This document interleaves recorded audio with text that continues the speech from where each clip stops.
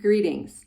I'm Laura Rainwater. I'm one of the pastors at Parker United Methodist Church, and it's good to be with you today.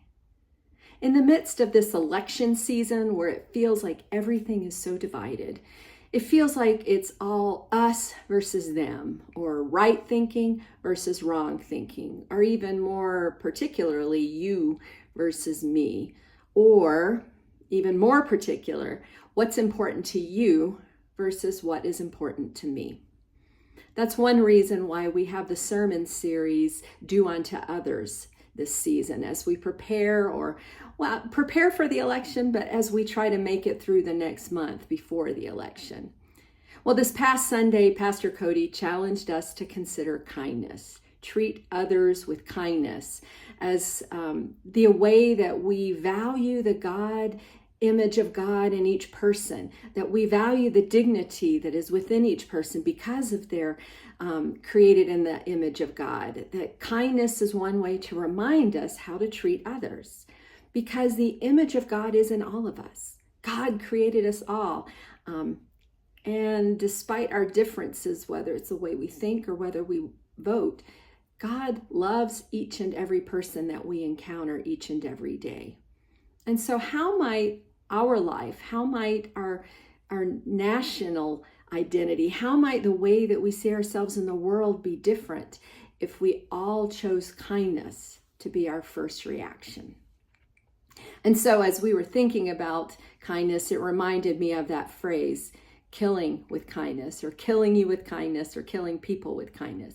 Kind of interesting, a violent word along with a characteristic that we want to embrace. Well, I did a quick little search and found a few sayings that kind of jumped out at me. The first was smile, because it intimidates those who wish to destroy you. Now that seems a little extreme, almost a little vicious. Smile, because it intimidates those who wish to destroy you. Another one, don't treat people as bad as they are. Treat them as good as you are. That's kind of a different spin on do unto others as you would have them do unto you. Kill them with kindness and bury them with a smile. That's a lot like that first one. Kind of a funny way of considering that word. But then there were a couple of others. One, kindness is not just a gesture, it's a way of life. Let's choose kindness in every interaction, every decision, every thought. Let's be the embodiment of love, compassion, and empathy, creating a ripple effect of positivity that touches hearts and inspires change. Kindness as a way of life.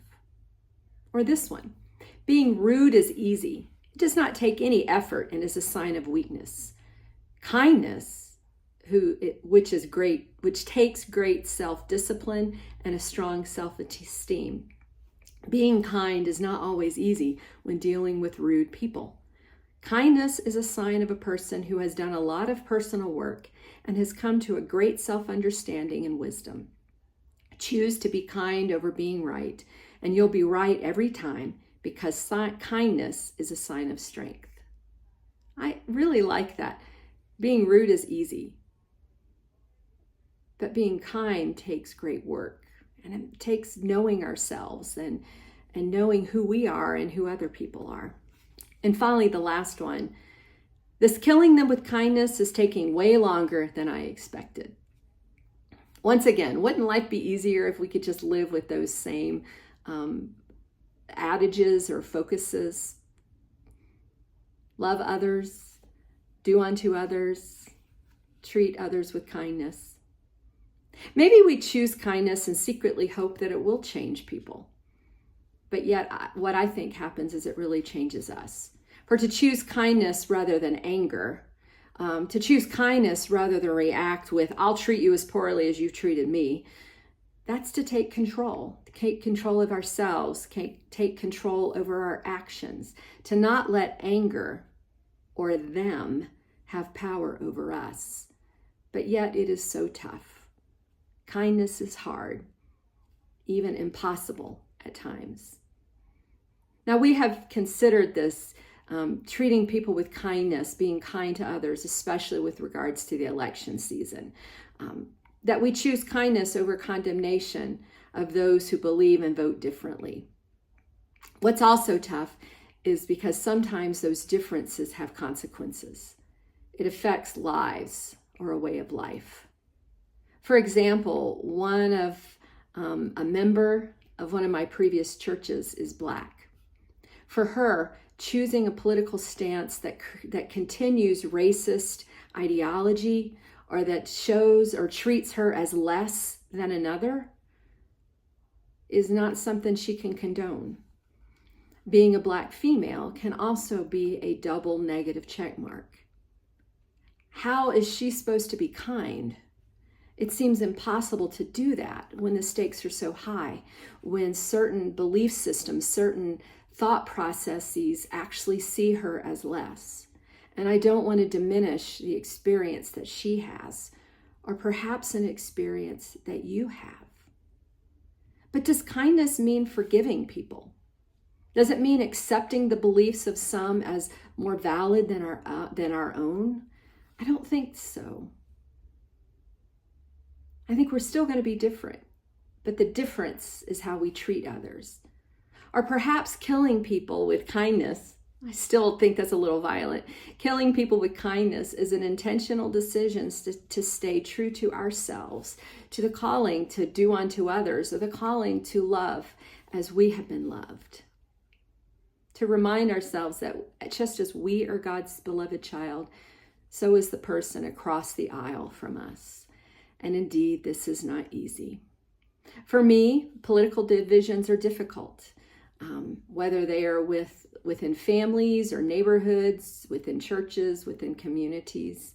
And I definitely have opinions and beliefs about what political stances are helpful for me, for my family, for my community, for my nation, and for my vision of the world.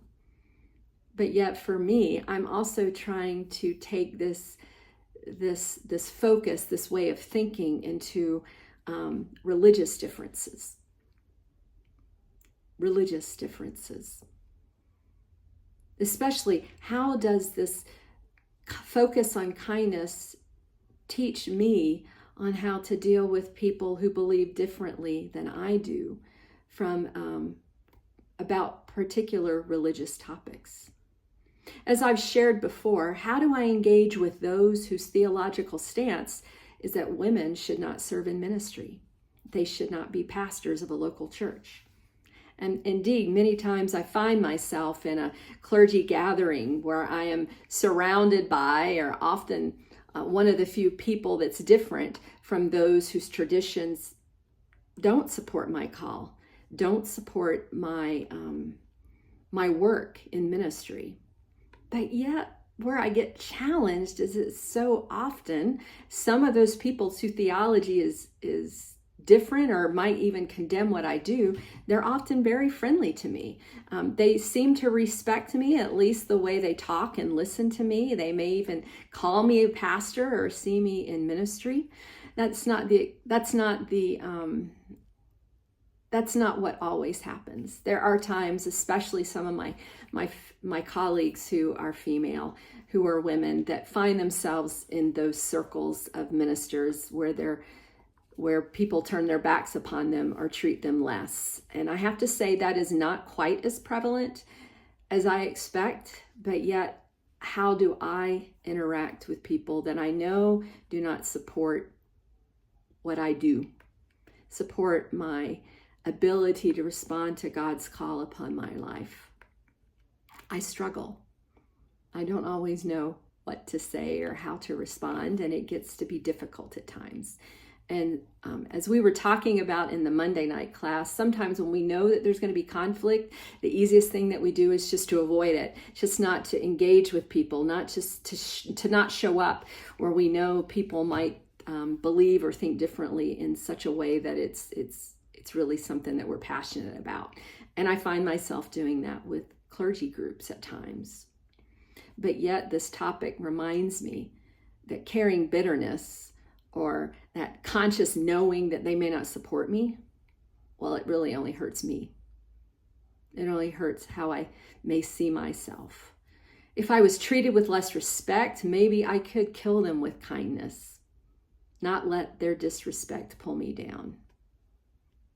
Yet it's easier to say when I'm not in their church.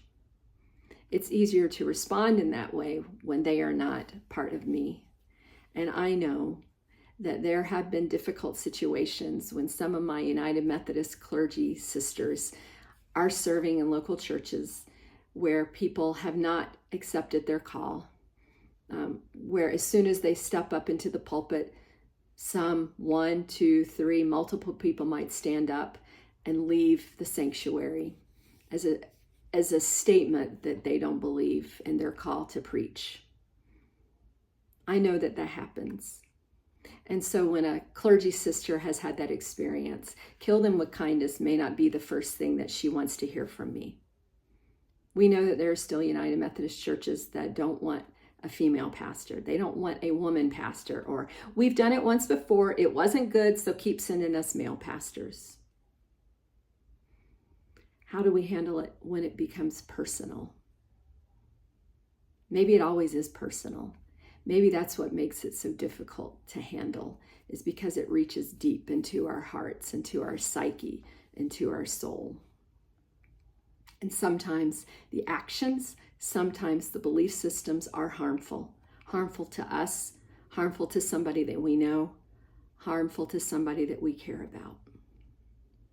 And my guess is that there have been actions where people have disrespected you, where you have been harmed by deep-seated beliefs that are contrary to what you believe about yourself, or maybe even reinforce some of the doubts you have about yourself.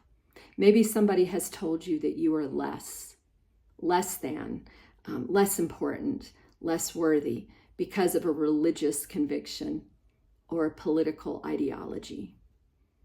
And it's especially more difficult when that person that's close to you treats you that way. And it's even more painful when it's somebody within the church, within the Christian community, that harms others in that way.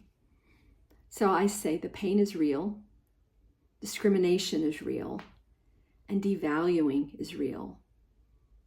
All I can share is what I do for myself, which is to hold on to God's call upon my life, and to know that that call is stronger and more important than what others might think about me. That my identity as a beloved child of God is what I want to define me, not what other people might think about. And sometimes it's easy to say, this is who I am, deal with it, and sometimes it is difficult. Maybe it's not about women ministry, maybe it's about something else in your life. I will say that sometimes my dark humor will come out, and it's a protective layer to protect myself from being harmed even more. So maybe that last one, kill them with kindness and bury them with a smile, is something that I might do overtly, or I might think in the back of my mind. But I think ultimately I want kindness to be what defines me. You know, there's that song, they will know we are Christians by our love. And I wonder if people might know that we value them by the way that we treat them with kindness and respect, even if it's the last thing we want to do because we have not been respected as well. This is not easy work. That's why we have a community of faith to support us. That's why we find people who understand what we're going through. And it would be easy for me to say, let's find people who believe like we do. But sometimes we need to engage with people who believe differently. Maybe not the complete opposite, not 180 degrees, but maybe we can find someone who may be able to stand in both positions. I don't know if that will work for you or not. All I know is that this work is challenging. It requires us to know ourselves, and it requires us to have a healthy dose of self-esteem. And so maybe what we can do is do that hard work on our own.